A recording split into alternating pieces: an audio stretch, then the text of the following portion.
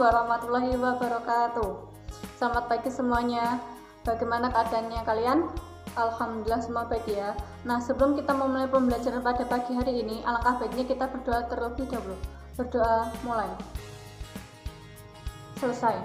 Nah, sebelumnya Ibu mau absen dulu ya.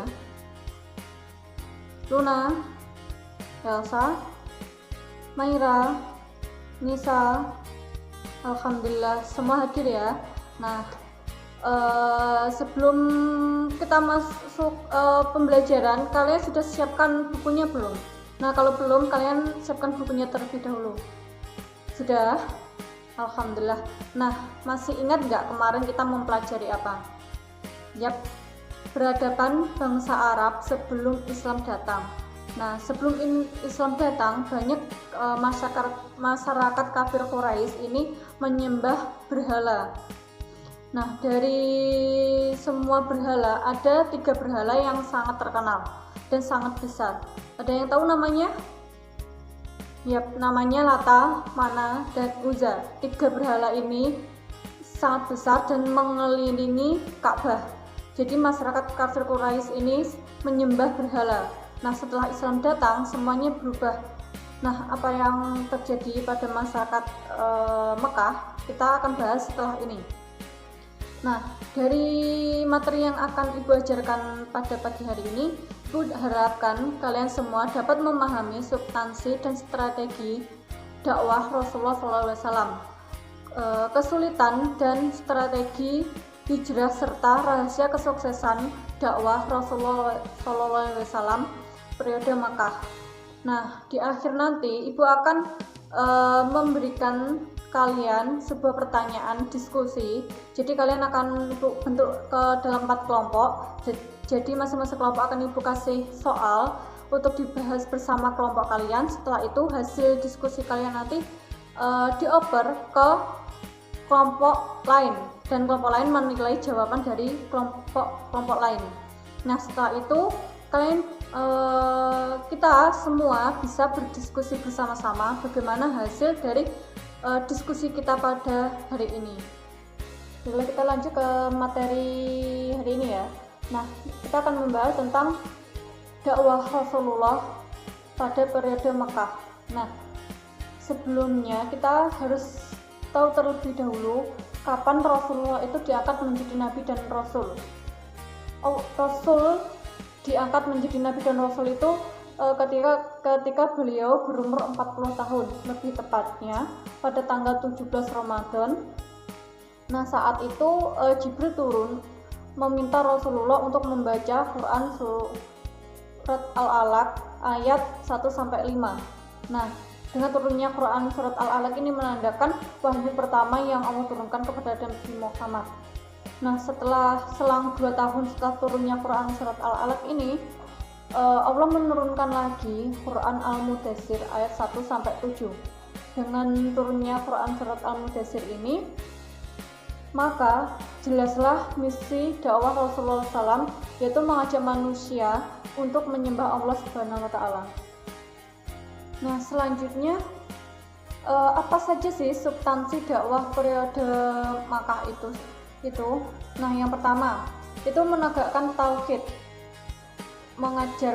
kedua mengajarkan akhlak mulia, dan yang ketiga menegakkan adanya kehidupan setelah mati. Yang keempat mengajarkan persamaan derajat sesama manusia. Yang kelima mengajarkan ibadah mahdhah. Nah, itu tadi substansi dakwah periode Makkah oleh Rasulullah SAW. Apa saja metode yang dilakukan oleh Rasulullah dalam dakwahnya periode Makkah ini? Nah, yang pertama secara sembunyi-sembunyi. Nah, kurang lebih 3 tahun Rasulullah melaksanakan dakwahnya secara sembunyi-sembunyi. Karena mengapa? Pada masa itu dakwah Rasulullah ini menyebarkan agama Islam ini belum banyak masyarakat kafir Quraisy yang menerima dakwah dari Rasulullah. Maka dari itu Rasulullah berdakwah secara sembunyi-sembunyi. Yang pertama dari kalangan keluarga, sahabat. Nah, seperti itu. Jadi setelah itu setelah turun Rasulullah menerima wahyu Quran surat Al-Hijr ayat 94. Nah, Rasulullah mulai bisa berdakwah secara terang-terangan karena sudah mendapatkan perintah dari Allah untuk berdakwah secara terang-terangan. Dan selanjutnya reaksi kaum kafir Quraisy tentang dakwah Rasulullah ini. Banyak beragam reaksi dari kafir Quraisy ini terhadap dakwah Rasul. Yang pertama ada banyak kafir Quraisy ini yang marah terhadap dakwah Nabi menyebarkan agama Islam.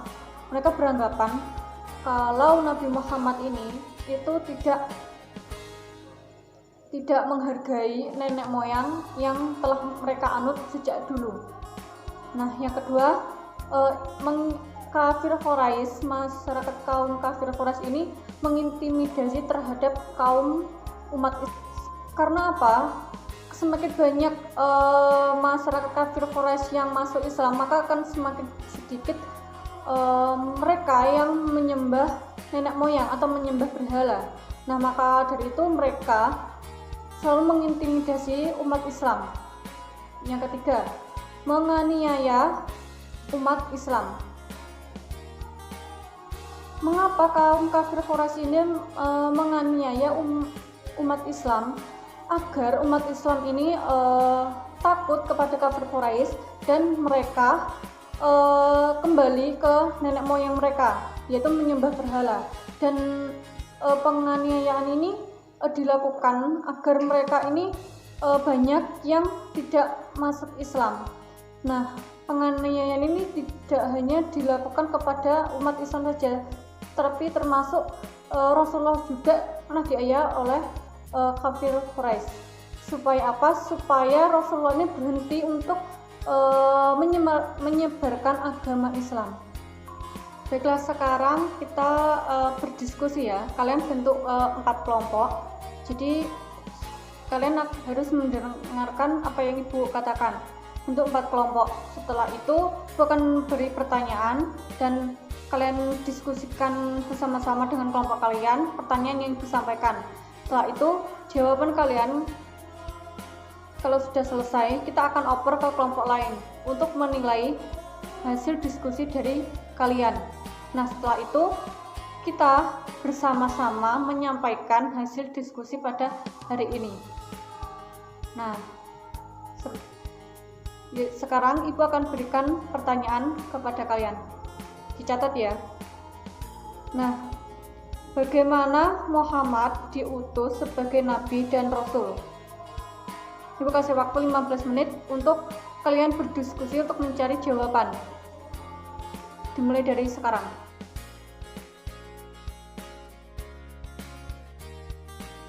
Baiklah, dari penilaian teman-teman kalian tadi ada yang kurang puas dari penilaian teman-temannya yang lain? Alhamdulillah tidak ya. Nah, dari diskusi dan materi yang Ibu sampaikan pada hari ini, Ibu akan menyampaikan sebuah kesimpulan dari materi yang kita pelajari hari ini. Nah, Allah mengutus Nabi Muhammad untuk menyebarkan agama Islam itu semata-mata untuk membenahi akhlak kaum kafir Quraisy pada masa itu. Nah, pada masa itu banyak orang-orang yang selalu menindas atau tidak bisa menghargai manusia yang lain. Seperti contohnya ketika itu banyak kafir Quraisy yang tidak mengharapkan anak perempuan.